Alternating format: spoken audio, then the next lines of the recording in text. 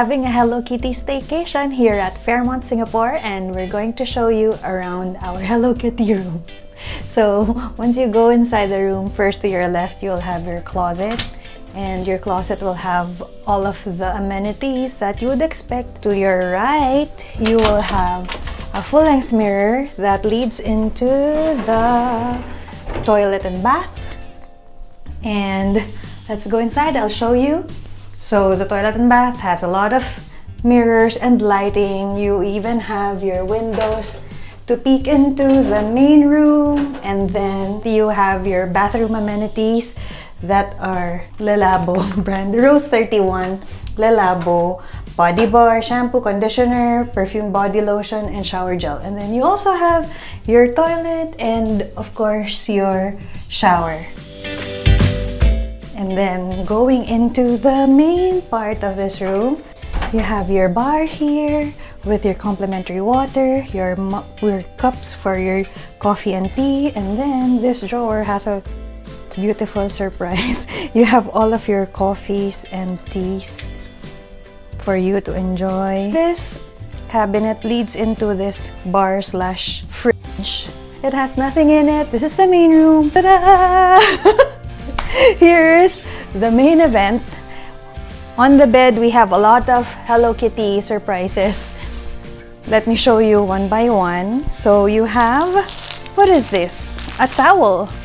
A Hello Kitty towel, a laundry bag, a file folder, 2 masks. Of course, we need that during this pandemic.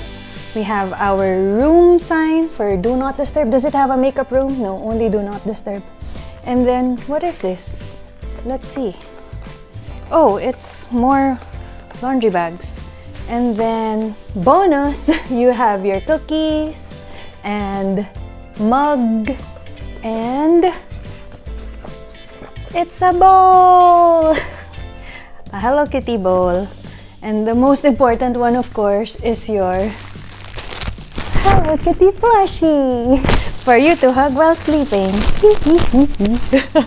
Going to this other side of the room, you have your office, and another surprise from Fairmont, you have your Hello Kitty wooden surprise box, whatever this is. Do you want to see what's inside? Ta-da!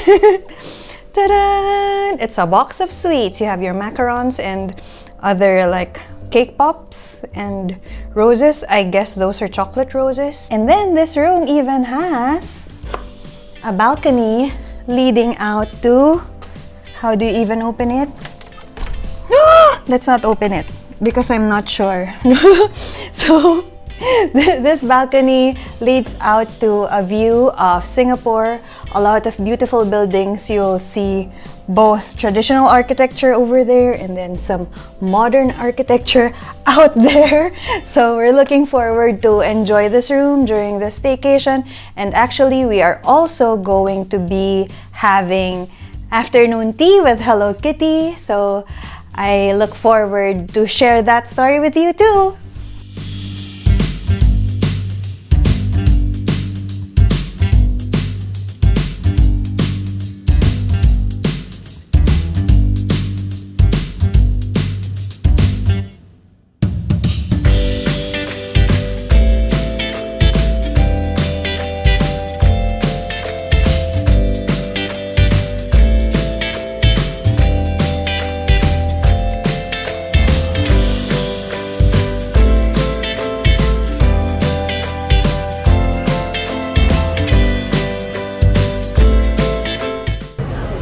Hello Kitty high tea for you, and there you go. Let me explain first, huh? Okay, this is a red rose with a grapefruit waffle. This is a lychee donut, and this is a macaron, Hello Kitty macaron, and this is a raspberry with a jelly cake, and this is a chocolate bonbon. It's a coffee capsule but inside of a chocolate. And this is a red velvet with a cottage cream. And this is a peach with a coconut, and it's a contain alcohol, huh? And so savories here, okay? And 1% no salmon, no cucumber, huh? Okay, the first row is egg mayo, cheese with the raisin tart, chicken, this is avocado, and it's a pork. This one is a contain cucumber. Okay?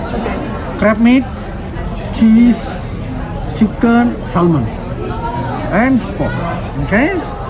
Then your scones here, and so condiments, lemon tart, cream, strawberry with the Earl Grey cookies.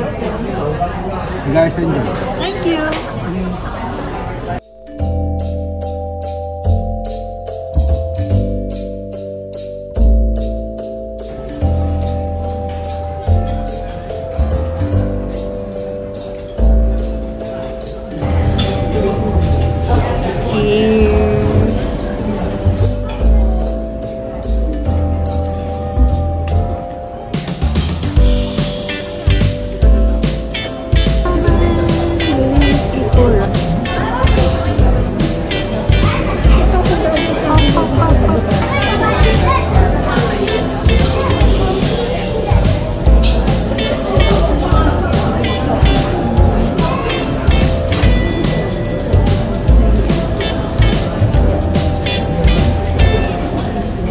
Hindi ko alam kung ano siya pero masarap. Merong parang cream cheese.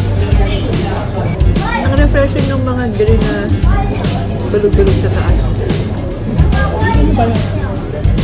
Plup, plup, plup.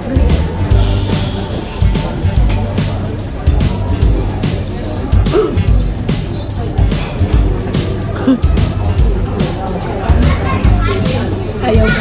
That's not avocado.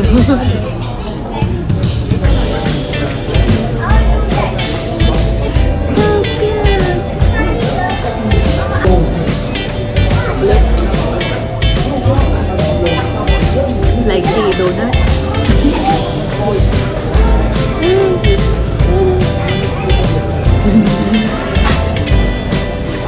We're just simple. Oh, my liking it. It's so fly. Oops. I broke my fly.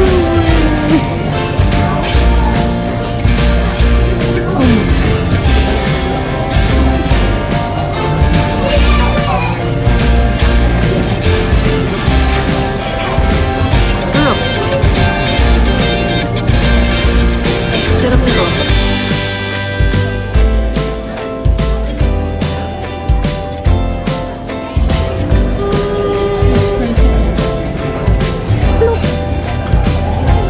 Nibble and then swallow everything.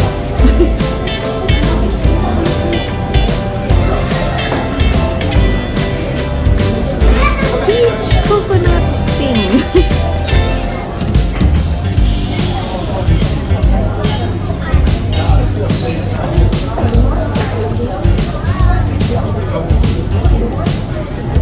I can't taste the peach.